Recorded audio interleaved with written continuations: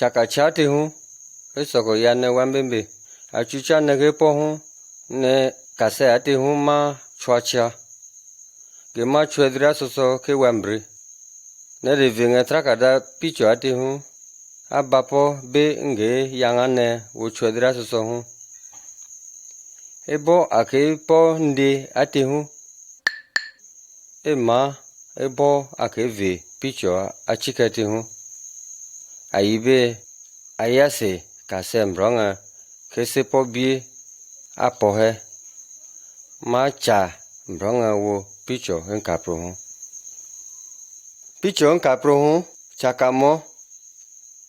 chakamo ebo nkapro hu mbochu ya ma vege ngebo mbochu ya mbia akpachu ojo ya le achachambu ya mbia nu so wo voso mbochu so iveke biembri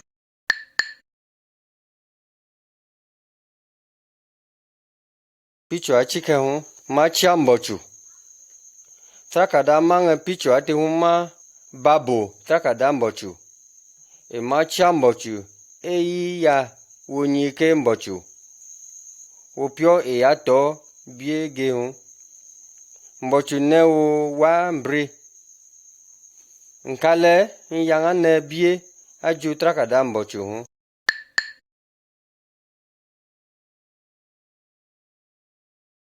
picho achike tra hu achu be miange cha hu chake mbia miange mbochu ya to bie mbri vumochiai ya zawo akpachule manga ya to wa be ezahu ya to le zo akpe amo vumochage ya mbianga jo nge hu ya to bie ya ngopwa hembri asenge zoi jenye ipo chido he wo bie shambri piati hu mbochu ya yo biembri mbochu ya nete bawa wo biembri ya mbia he biembri mbochu ya mbia he sote bawa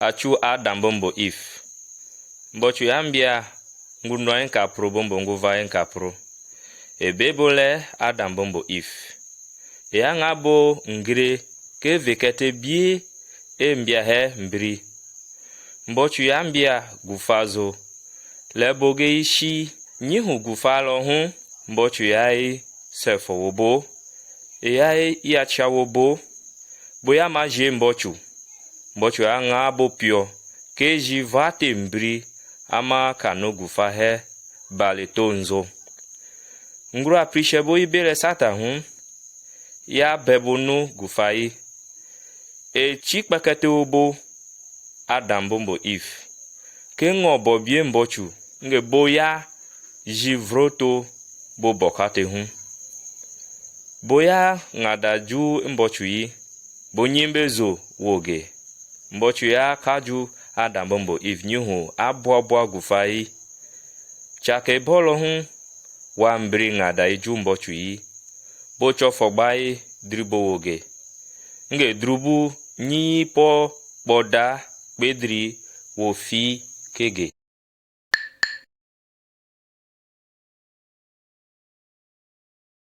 picho ama chuo hu ma achu ken wo ebe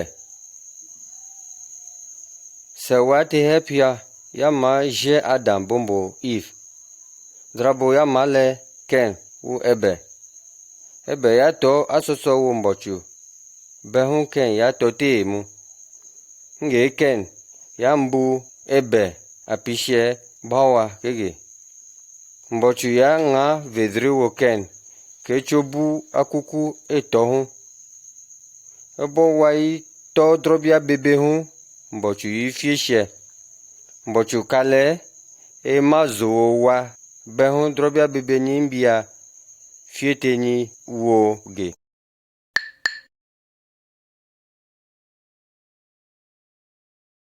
koro Noa ji ngongomo ya kajugbai Adam bombo if ya magbao edeje fabe. Wa alohem bri ya ito drobie abebe. Bo ya idho mbochumu. Drobie abebe ya bekapewa. Nge mbochu ya ngibe miange udho.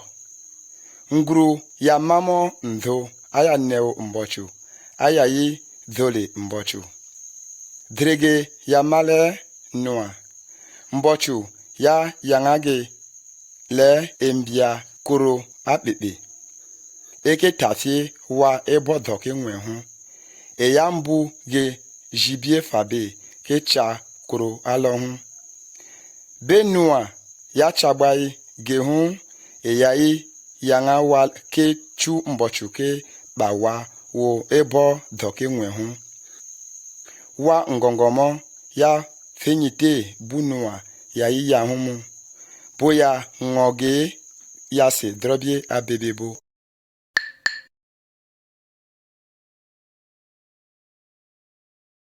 Mbembe picho enke choju pia zongwe.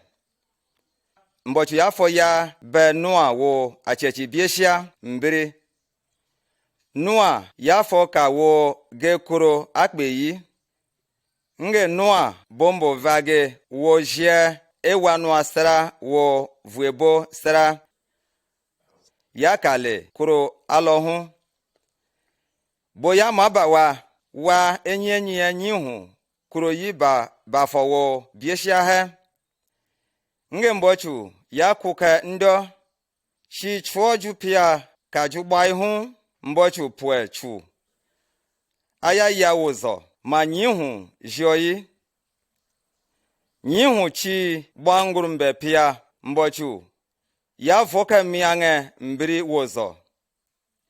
Ebo ya kaju bai ke maminya ame kuro yimu ke betafie.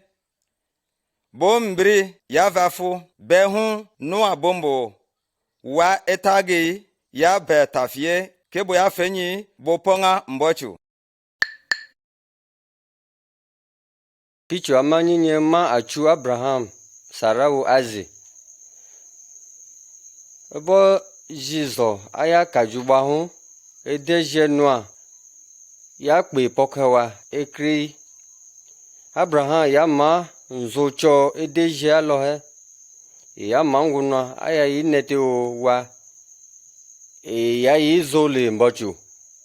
Mbochu ya parte nchirele edeje Abraham ka ma kwe akpe. Abraham bombo vage Sarah ya me o jemu. Behu bo ya yi fenyi bate wo nchiri mbochu ya parte o bohu. Ya mami amohu Abraham ya ma o shije wo wavozo. Nzocho jege alohe ya male Ismail. Nge ya ma iso nge kakwe wa arai.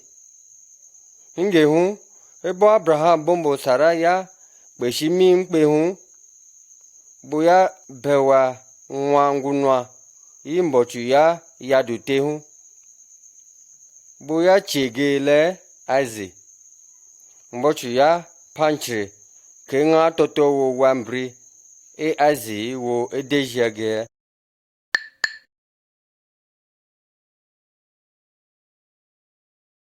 Picho enke choju nye. Mose wo bobie mbochu. Edeje Aze ya fa magbaye kwe akpe boya ebele wa Israel. Mose ya ma edenwa Aze. Ya fenyite mbochu yi eyi ponga ge. Mbochu ya be dowo Mose ane. Akpe zoyi bre ya chiai woge. Ya nga Mose bobie ke mbonga wage. Mose ya shia ane wo bobie mbochu. Ibojwate afa mpeyi. Mbochu kate maminya le ezo bobiege.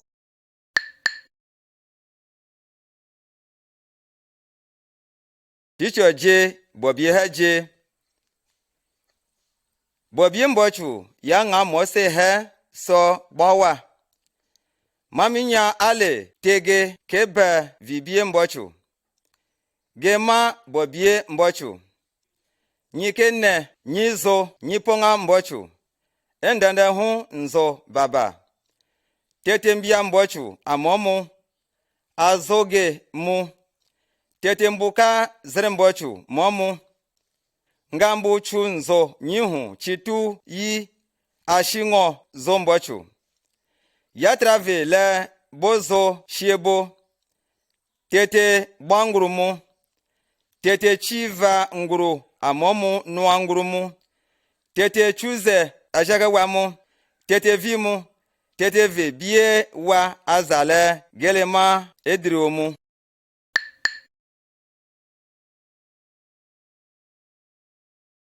Picha jetando ekonga amake drobi abebe hu eyama ebomosi hu ngruleku bobie mbochu ngru alohun kenga adumbu amwe ekonga gele mbochu adumbu hu kefu avebre ngru alohun yaku bobie hu ate hu yayi sebenga wale eyama bu abebe keku bobie mbochu adumbu hu yama fie bu emanga eyanga nyike ekonga akpekpe eke yaju eke nga ya hu mbochu ya yate le eke chepwe nwage Yesu Kristo adenge miange ke ya ma ekonga alohun.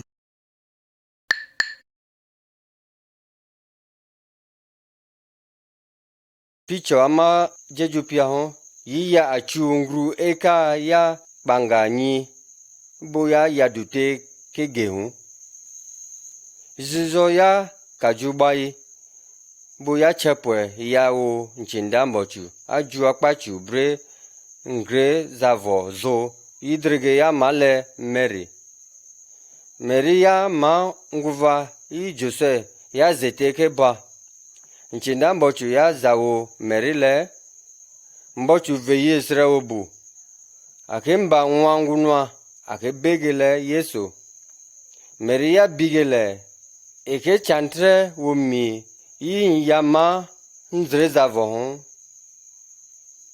nchinda mbochu hon ya yasengagele fumwe mbochu kasha ebu kengru achacha yi boke mba hon boka yi begele ngru aju mbochu nchinda mbochu hon ya mangawa le drige wo Jose ndei izawogele Jose titisi kembu Mary beva womu kebu amake gehun juwo vumwe mbochu ekemba ngunwa yi ake ngagedrele Yesu amale mpangawa nge Joseph yambu Mary bevage behun boya bokopo mu tetebe emba nwalohun.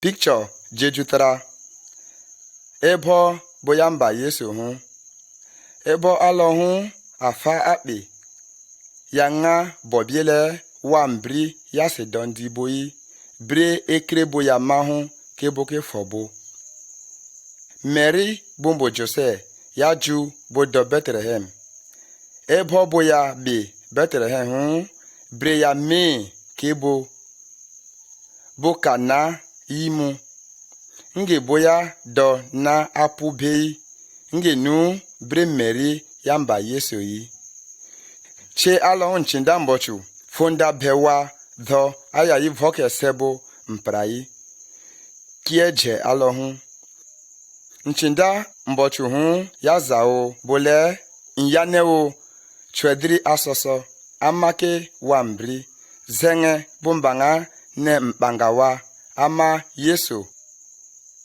ama masa hu ebo baba hu nchinda dho fabe ya fonda bewabo nu akaju endhohe gei nya juo gei ya dembochu wa aya yi voke se ya zawa odibole manyi done Bethlehem nyidove bu akute nuhu ebo boya vegbai Yesu Kristi hu boya yangawa bobie he mbri boya po kege hu mami nya aya po chwakia alohe ya safote wamo.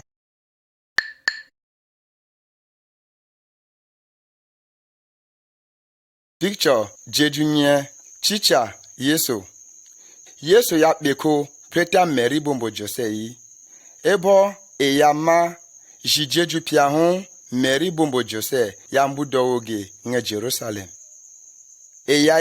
ya kia kembochu wo choche bafo wo washie aya manu he eyayi bapobo eyayi bipolebo ebipomo boyi mbri ya safotemo wo cho ayibie akpe eyama kembochu hu ebo Yesu ya magbai ji gbangrubeje hu echawake mbonga wa kembochu ngongo wa ya finyiwo embonga ge boya kige wa endohe ya fenyite oge mu boya ngoge.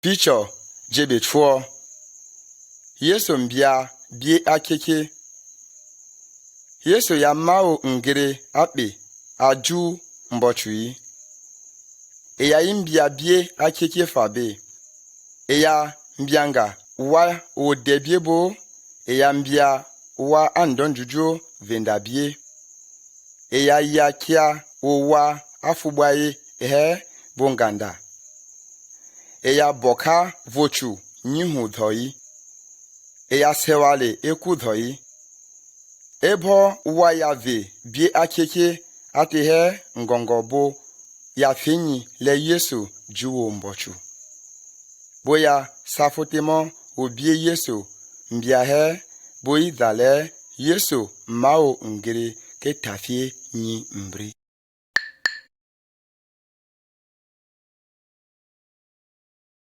Picha ma jeju chambazo hu Yesu vedri Yesu ya tobia chiche fabe ngongo wa ya ichika ege ya itafie ngongo wazo mbonga lebo ke mbochu Yesu ya ke manga enete wo ke fo ya wo wa kokro brembochu be ya mamia mohu wa shi tambochu ya mbute Yesu apishe pushe bo kwati bawa ke fenyi le mangru aju mbochu bo ya ifenyi le bo kute bobie mbochu wo ke zale bo ma wo drobia bebemu wa shehe ya yurupo Yesu cha nge bo ya chimbuge soje ya fuviage bo gbage bo ya voge efri ibo mbiawo chianga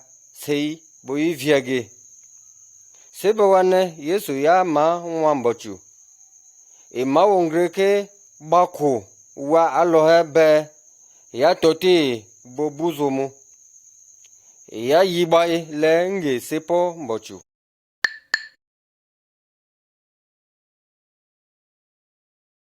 Picha ama jeju choju pia hu mare bukeba Yesu soje ya keba Yesu nge to akbai bombiao angate ya chote nu tetebe ya fu ya ma ebon kapro hu nge bebo ya igbawa eite bobie mu pio abebe alon boya keba le wa drobia bebe zopia be wo Yesu be hu Yesu mengru drobia bebe mu ya tote buge buzo abebe mu ya fenyi vezri kenyi nyimawa atoi drobia abebe amale nyi kwanga fi ke drobia bebe nyi Yesu ya ma ekonga ke ba drobia bebe wa mbri be ele male nyi pu le nyi ma wa drobia bebe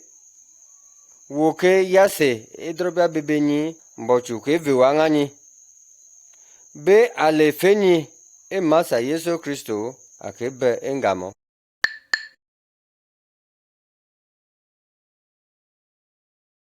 Picho jeju nyinyi Yesu nga ninju efi. Wa pishe Yesu ya sele baba ke ige mbri be ya me amomu. Ebo Yesu ya fugba to akpa hu.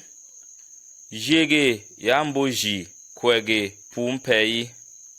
Boya teke mwege wo mpe akpekpezo. Chipia kaju be egbe chisra hu. Yesu ya nga ninju efi. Wavozo ya do nu kwoyi.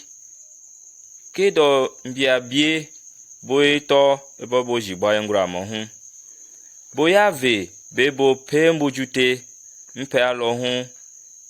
Yi kwa Yesu mande numu. Mchinda zopia fobesha wabomo. Nu bo yanga bole Yesu ngai. Boza ale eme ngemu enga ninju yi. Endende Yesu nga ninju efi. Emangale Yesu mabawa mbochu endende. Yesu ma eivebie zenge ekape Satan bafo wofi ke bombri.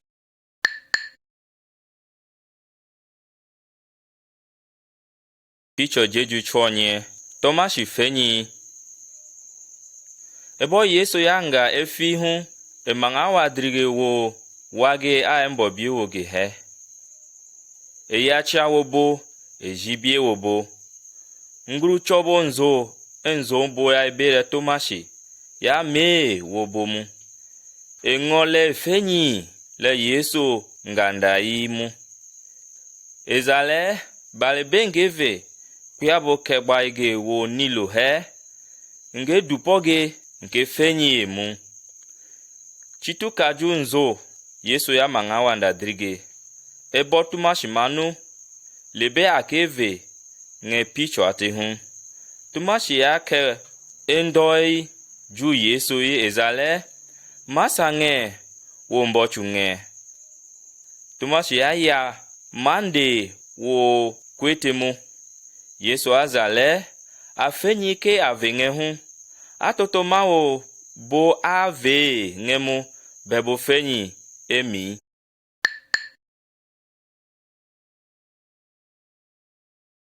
Picho ama bangru hu. Yesu ninju akpachu. Ebo be Yesu yanga ninju efi hu. Ya manga drige wo ngongo wa. Buwa ivege hu. Nge palo hu. Bo yile ya fute mu. Ebo chi shiwa pia ya kajuba hu. Nge ebo Yesu ya ningo akpachu. Baju iwo chuo ya ke to hu. Yesu ya zale dotone wa fenyi womi kakwe emiange mbri. Mbonga bokete bobie mbri ngate wohe. Be wa ekokroge ya teve be Yesu ya ninju zawa embui nge hu nchenda mbochu pia. Ya fosha wa bonu boya yanga wa ekokro Yesu hele ka ya se yai chuzo be neve ninju te hu. Yesu ma mbronga akpachu yi eyi tobwate bre ke wa chikage he. Ake fenyi ke chike masa Yesu yi. Ake tebwate drugo ke fiege ebo eke yase hu.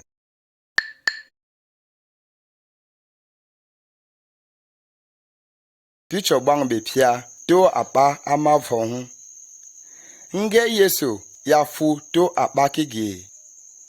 Yesu ya fu kimbuju wa drobie abebe evedriboyi. Yesu ya topo drobie abebe mu. To apa lese benganyi.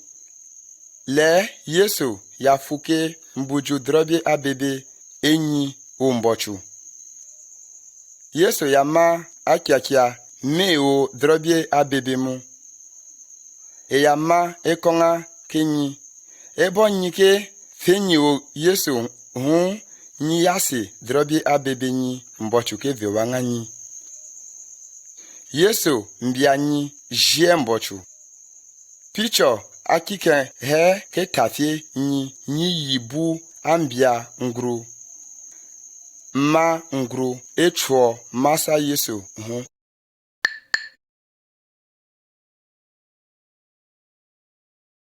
Picho egbangru jupiang pe hepia. Yesu ya mbonga ke pio miange eka bapo mu. Maminya chate shoge epio angangai amapio dria bebe nyi ya fiewo sokunyi adahu. Pio baba hon dote ndu mbochui bre miange eka bapo mu amakpachu. Yesu zale nyi yase chipio baba atehu. Ayibe aveto akpange picho be ete pio boi ngakai pio ama babahu. Nyi ka pio atehu ebo nyi yase edrobia bebe nyi fenyi le Yesu yafu to akpa kenyi hu. Wafa be mele bo yase edrobia bebe boi mu. Pio dote akpachu hu ma baba ba wo be chikenate epio anganga adote epio. Ipio ko akechi yinge ayanga mbochu mbronge.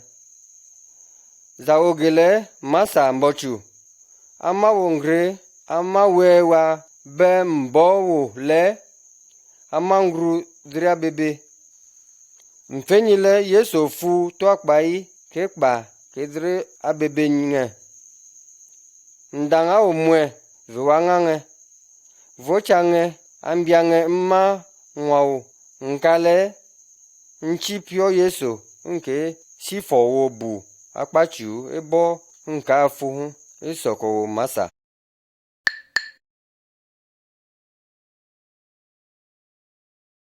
Picho egbangru jutrahu jembochu.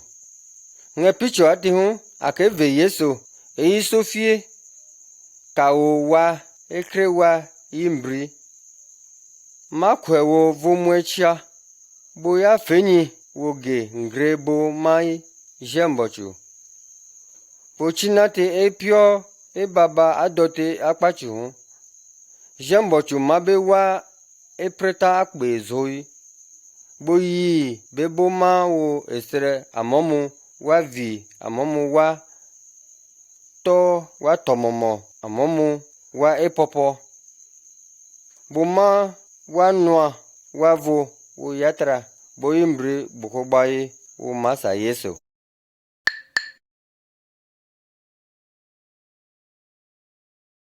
Picho bangbi nye mbanda.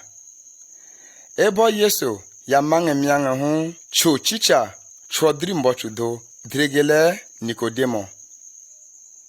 Ebo che doi ya do bipo Yesu bipomo. Yesu ya yase ngage cho bu akeke ate hu. Yesu ya zale maminya ama ave preta mbochu. Boke mbandage. Nyi kawa epreta shenyi ebobo mba nyihu. Nyi ka preta mbochu ebobo mbanda nyi enke pia hu.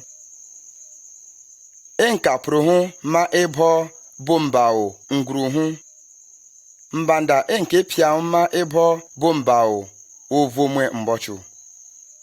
Pio vomwe mbochu hu akaka mbochu yinganyi shigbagba epokure.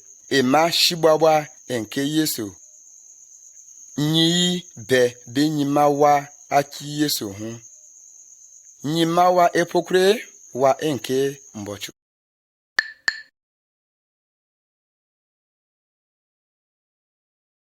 Picho egbangru bechuo bumo mbochu yashia. Eya ma ebo Yesu ya ninjute akpachu mu. Eya yadute ke pwenga wa chuoge vomwe mbochu. Eya gbechi je be eya yasengo akpachu hu. Wa chuoge ya boko mate brenzo mbri. Be nake venga picho ate hu. ebo baba mohu ndezo ya iju bevo chu akpe biezo benrepiu ya foshia ese wacho Yesu hembri vumwembochu ya shia pongwe bombri lebe Yesu ya yadute hu wa akaju kakwe enzohe ya male nga Jerusalem chualo hu wacho Yesu he ya bengre ke ya chawo bo vumwe chaboi boya yanga bo ke bie acheche yimbochu tohe wa toshitra ya fenyi Yesu chualo zang hu vumwe mbochu ishi ewa mbri achikete Yesu pio endende vumwe mbochu ngate nyingre kedri Yesu ke yanga wa enzoho kenyi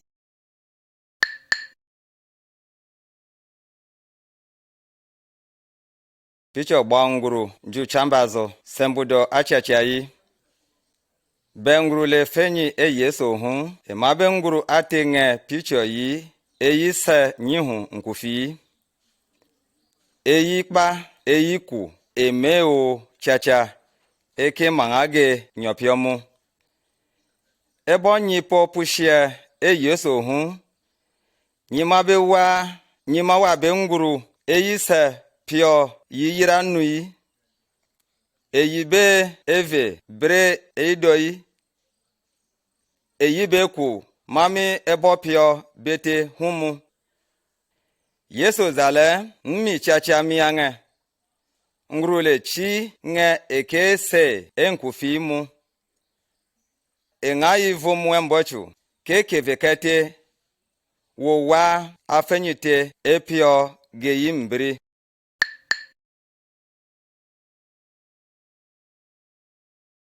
picho egbon nguru eju choju pia nguru epokwere maminya achi Yesu Kristo manguru epokwere ekala epobu vumwembochu zahu eyi tombochu esoko le vewangai ge zrobie abebe ge engai ge mianga epokwere ekate le etobuzo eke bembochu shiemu lebe nguru afenyi Yesu yi eyichi vanguru wonuanguru mu eyigbe ngemu eyivi mu eyizombochu ama amomu biezo mu vumwembochu yinga nguru afenyi hungere ke yase ebie abebe keto bie aseso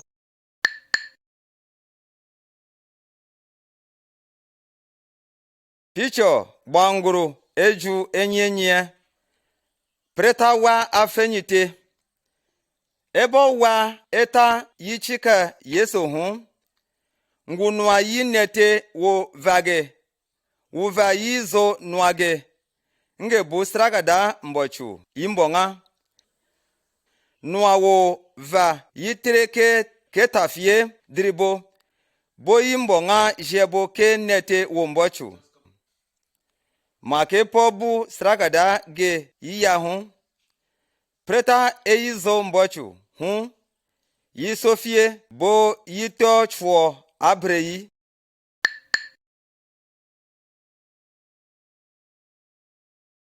picho gbangbe chorinye newo wa apisheo Yesu ya mbonga wa chwogele bo newo wa apishebo nyi nele o wa apishenyi Yesu ya yanga bo achukia ke ngunwa ayayi sedo sho piompo wa evia bege bo bangage nge bwawa ngunwa dho ayaju ekere dho yayi doli pio alohun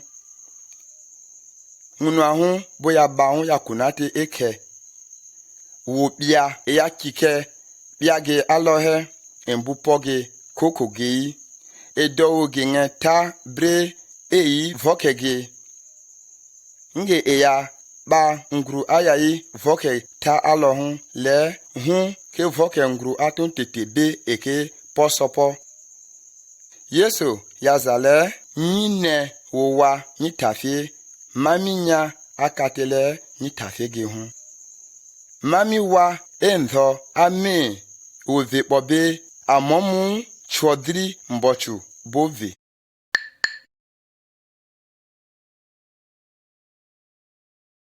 Picture ịgbangru gbeje hụ ngru a kwakape hụma Yesu.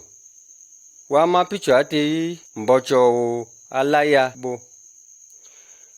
Boya izo yo sata be hum branga hu po chikete e Yesu yi. Wa e kokro Yesu me wa e zo voa bebe mu. Ni me ke se gewo ke zo gemu. Masa mangru akwakape sata. Wa afenite he ma ke te biembri e kembia bo chike sata wo voa bebe mu Yesu ke te ke fie nyi e bo nyi ke bige hu.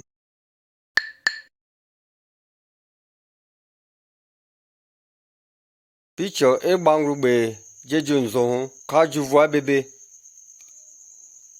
ngunazo ya ma i voa bebe ya ma egei bawa ndrabiewo nchra bo yayi paka koge muke voa bebe aya ma ege he ya kwate bawa Yesu ya ka voa bebe he ke ju e ngunahu ge ya to amo ngunahu ya ju bawa engre evra bebe alo ya do yanga jegembri bu Yesu to oge hu Yesu ya foju ngongo wa evrai Sata wovo abebe ya izo balege. Amacho ngru afenite ivo abebe ma egeyi. Sebe shiwale amangru mbochu. Sata mate wo bre shiwo imu. Ngokage ayanga masa Yesu akwaka pehun le ikatawa evra bebe aloha. Bowa afenite he bo sofi wo bu abre. Sata ke toko wo buzo ebo ale izo Yesu mu.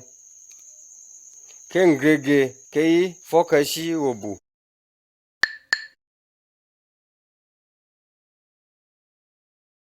Picture e bangru gbeje ju pian embove mo.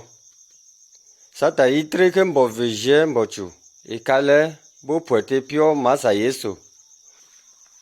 Sata ke kale le embove wa a fenite wo bie be kobo ase taba chwa akwakwa wo bie abre ekale ni fenile biate he kembia ni mao enete be sata mangru zechu eyi kale ejekani le ni pimbochu she bombochu le etafio ke tejaka ebo mbove moi popushe e masa Yesu yi achikage kwa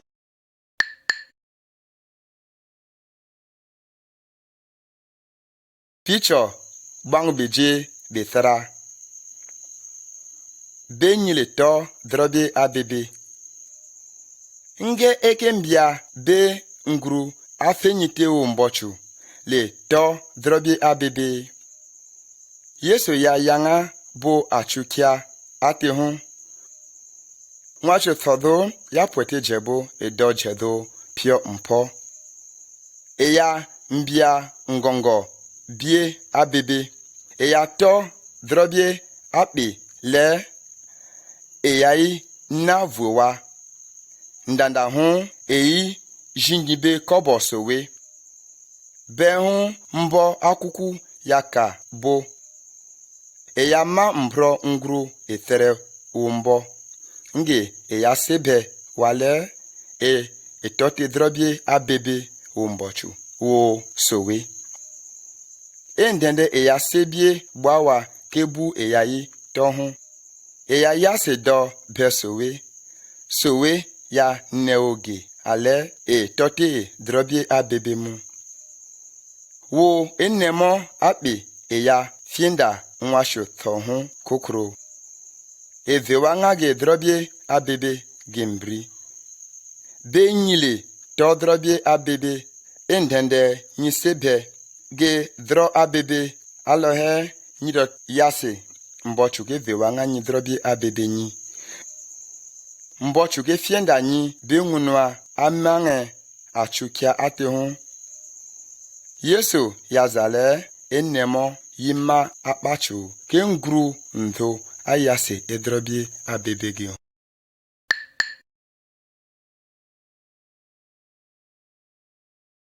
Picho gbangrugbe jeju nye dokpe dri. Nge wa fenyite wo mbochu, ibebo to ebo bo doi Bo sofie mboyo mbochu nkapro. Bo ma o fenyi egei lege mbochu kwa tikembia ngabo. Geto guhun a sote bahun. Mbochu ma o ngre kembia nga ngrui ikpe hun bele kate. Mbochu newonyi eyi vokenyi mami nge alebenyi. Yesu yi mafo onyi kenyi nga atoto eke na fienyi ebo do pedri.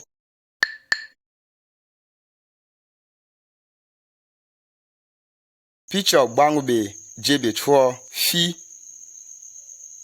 Nyike ve picho atehun be wai ji wa afugba ihe lebe fenyi boya mahun chuzo ndo hun nyimbri ka afu be hun nge eka manda kiambochu Bible idale ebongru afenyite wo mbochu fuhun evrage idoma o masa Yesu ave akpachu wa epreta wo je ngru afutehun o mbochu nyihu picho pushiebo bete behun eya bekapete mu nyitetei seke fumu mbochu neonyi embujunyi edrobie abebe o vedri eke gbapo muhu wa afenyite o mbochu hun me o yatote ke shigbagba nguru o mbochu mu Bible idale bu keto bre vedri eke gbapo hun breko akedo ebo akafu hun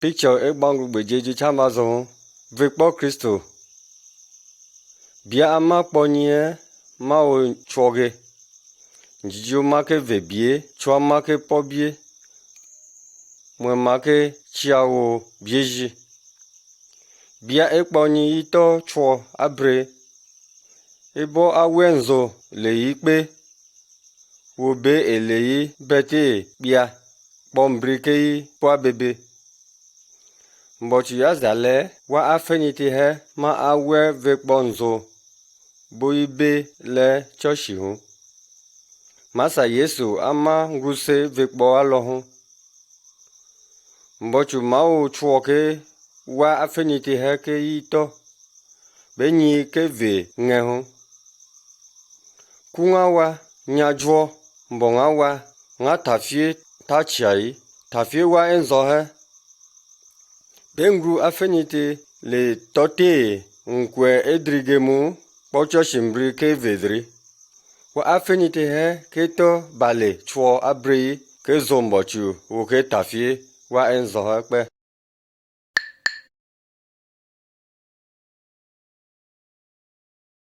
Picho egbangrugbe jeju choju pia han boko ke zombochu wa afenyite yi boko abre ebombre ke zombochu bobo yi boko hun bombo wa bie nyihu trakada mbochu yi bo yi sofie mbochu bo kpiade ge joy bo yi ya ke ekonga ke tochwo mbochu Yesu ya yanga te wa ekokroge ke sebe shi wo fige picho ate hun akeve hun wa fenite be bo yi va bi abre chikpo bo yi ji hun yi sebe ngabo ke vekpo Yesu ebo e ya fu to akpa hun bebo iva abrehu bo isebenga ke trage ayakwe ke foju bo e dria bebe esole nyi gbagboko nyi sebe fi yeso chopio te hun tetebe ekaya.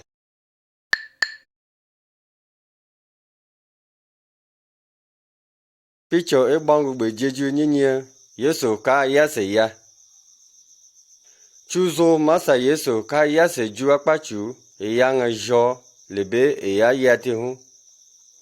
Eka afoni mo epo wa yitemu wa afinite afubahe ka nganinju koi boyi kebege. Wa eya ivebihe ka boko bo abri boka be masa yeso chido. Boka mao ge akpachu ke bombri. Wa afinite muhe ka ba kokroi. Boka vedri bu mbochu ebo eka babuhu. Ni yite ebo yeso ka yase yahomu. Be ni ke tepo adrini kege ebo mbri. Ake kale abe masa yeso be ele yase yahon.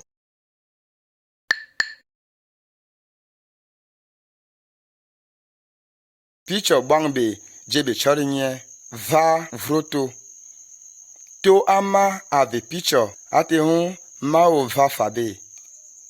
Ebo nyide kina e yeso voma mbochu ito chuo enyi ke va to. Bible e yanganyi le vroto e di voma mbochu. Ma e nete pushie aviavia e tha awe pushie asopre endende. Ngru e bekekpo hun ngru ele do dirige hun. Yeso dale mmi amato ne ama anyeto.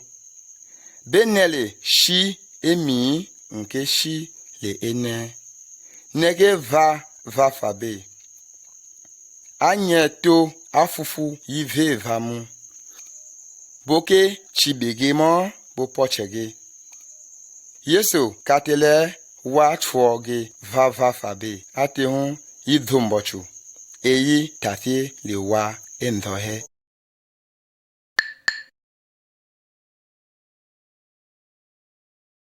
Picture gbangru mbe pia yanga wazo. Yesu haza wo wakokroge ile bodo yanga wazo kege. Mami nyale fenyi woge ege ju ezri abebe wo vedri eka agbapomu.